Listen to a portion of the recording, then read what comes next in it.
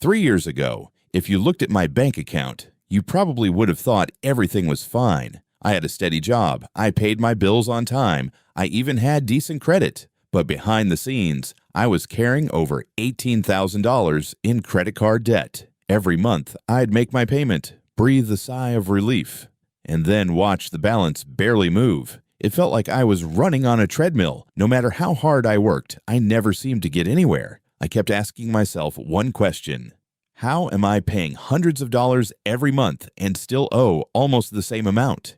If you've ever felt that way, this video is for you. Today, I'm going to share exactly how I changed my mindset, built a plan, and finally paid off my credit card debt without giving up everything I enjoyed. And by the end of this video, you'll have a step-by-step strategy you can start using today. Looking back, I didn't wake up one morning with $18,000 of debt. It happened slowly. A new phone here, a weekend trip there, eating out because I was too tired to cook, Christmas gifts, car repairs, a few I'll pay it off next month purchases. None of them seemed like a big deal, but together, they became a mountain. The scary part was that I wasn't living a luxurious lifestyle. I was just making small decisions without realizing how quickly they added up. Everything changed one evening when I logged into my credit card account. I wasn't looking at the balance. I was looking at the interest.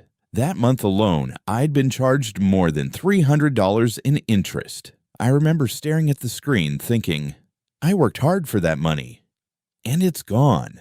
That was the moment I realized I wasn't buying things anymore. I was paying for things I'd already bought months or even years earlier. At first, I thought I was doing the responsible thing. Every month, I made the minimum payment. After all, the credit card company accepted it, so it must be enough. But here's what I learned. Minimum payments are designed to keep your account in good standing. They're not designed to help you become debt-free quickly. Because interest keeps accumulating on the remaining balance, paying only the minimum can stretch repayment out for years and significantly increase the total amount you pay. The Consumer Financial Protection Bureau encourages consumers to understand how long repayment may take and how much interest they may pay if they make only minimum payments. That completely changed how I looked at my monthly statement. Instead of feeling guilty, I decided to get curious. Where was my money actually going? For the first time in my life, I wrote down every single monthly expense. Everything: rent, gas, streaming subscriptions, coffee, fast food, online shopping, even the little purchases I barely remembered making. What I found surprised me. It wasn't one huge expense keeping me in debt. It was dozens of small habits. One subscription here, a few lunches there, convenience purchases I never questioned. Individually, they didn't seem important. Together, they were costing me hundreds of dollars every month. That night, I made one promise to myself. I wasn't going to become rich overnight. I wasn't going to stop enjoying life. I wasn't going to survive on instant noodles. I was simply going to make one better financial decision each day. One extra payment, one meal cooked at home, one unnecessary purchase skipped. It didn't sound dramatic, but it was something I could actually stick with. And that's when everything started to change. In the next part, I'll show you the exact payoff strategy I chose, why I picked it, and how watching my debt shrink month after month became more motivating than buying things I didn't really need. After I wrote down every expense, I finally had something I hadn't had in years: a plan. Before that, every month felt the same. I'd get paid, pay my bills, make the minimum payment on my credit cards, hope I had enough left over, then do it all again the next month. But now I knew exactly where my money was going. The question became, what's the smartest way to pay this off? That's when I discovered there wasn't just one strategy. There were two.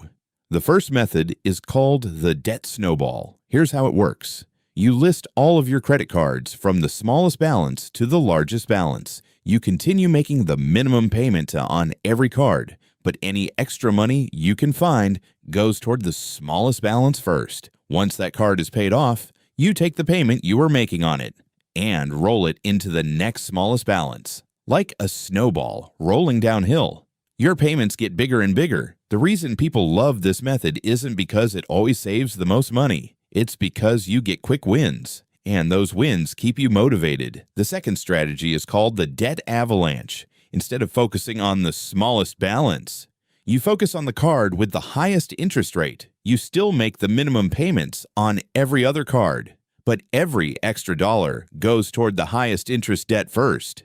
Mathematically, this method often saves more money because you're reducing the debt that's growing the fastest. The Consumer Financial Protection Bureau notes that paying more than the minimum can reduce both the time it takes to repay debt and the total interest you pay over time. When I first learned about both strategies, I assumed I should use the debt avalanche. After all, saving more money sounded like the obvious choice. But then I asked myself an important question.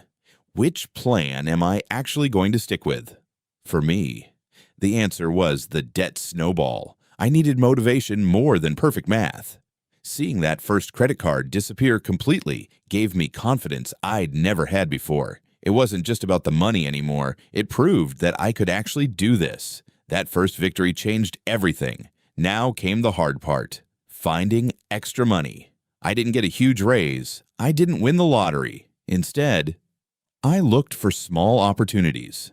I started cooking dinner at home 3 nights a week instead of ordering takeout. I canceled 2 subscriptions I'd completely forgotten about. I sold an old gaming console, a bicycle I never rode anymore, and a few electronics collecting dust in my closet. Every extra dollar had one mission: pay down debt. None of those changes felt life-changing by themselves, but together, they gave me an extra few $100s every month to throw at my credit cards. The first month, the balance barely moved. The second month, it was a little more noticeable. By the 4th month, something incredible happened. I started checking my balances, not because I was afraid, but because I was excited. For the first time in years, my debt wasn't controlling me. I was controlling it. Every payment felt like buying back a little more freedom. And honestly, that feeling was better than anything I'd ever bought with those credit cards. But paying off debt isn't just about making extra payments. There are also mistakes that can slow you down or even put you right back where you started. In the next section, I'll share the biggest mistakes I almost made and the habits that kept me from falling back into debt after finally becoming credit card free. By this point, I'd paid off my first credit card. My balances were finally moving in the right direction. But surprisingly, the hardest part wasn't paying off the debt. The hardest part was staying consistent because life kept happening. My car needed new tires. Friends invited me on weekend trips. There were birthdays, holidays, sales that seemed too good to pass up. Every month, I had another reason to tell myself, I'll make a bigger payment next month. And honestly, sometimes I did. But I always came back to the plan. That's what mattered. One mistake I almost made was believing I had to be perfect. I thought if I slipped up once, the whole plan had failed, but real life doesn't work that way. One expensive month doesn't erase months of progress. One unexpected expense doesn't mean you've failed. Instead of giving up, I learned to adjust. If I could only make an extra $25 payment that month, I celebrated it because it was still progress. Small progress is still progress. One lesson I wish I'd learned sooner was to save while paying off debt, not thousands of dollars, just enough to handle life's small surprises. Before I had an emergency fund, every unexpected expense went straight onto my credit card. A flat tire, a broken appliance, a doctor's visit, each one added to my balance. That's why many financial experts recommend building a small emergency fund while working on high-interest debt. Even a modest cash cushion can help prevent new debt when unexpected expenses arise. For me, saving my first $1,000 changed everything. Now emergencies were inconveniences, not financial disasters. I'll never forget the day I logged into my credit card account and saw $0. I stared at the screen for what felt like 5 minutes. Then I refreshed the page twice. I couldn't believe it. For years, I'd imagined how that moment would feel. And honestly, it felt even better than I expected. Not because I suddenly became rich, but because I had finally proven something to myself. I could finish what I started. The biggest surprise wasn't seeing a zero balance. It was everything that happened afterward. Suddenly, the money I'd been sending to credit card companies each month stayed in my bank account. Instead of paying interest, I started growing my savings. I began investing. I slept better. I worried less. And I stopped feeling anxious every time my phone buzzed with a banking notification. The debt hadn't just cost me money. It had been costing me peace of mind.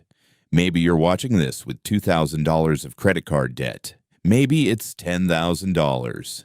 Maybe it's even more than mine was.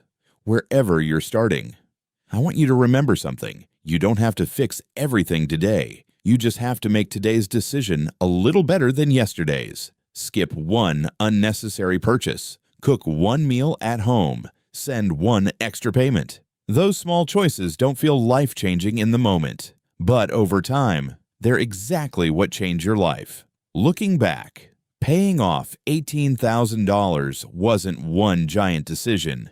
It was hundreds of small decisions repeated over and over again. And that's the lesson I hope you take away from this video. Getting out of debt isn't about being perfect. It isn't about earning six figures. It isn't about never spending money again. It's about having a plan, sticking with it, and believing that your future is worth more than today's impulse purchase.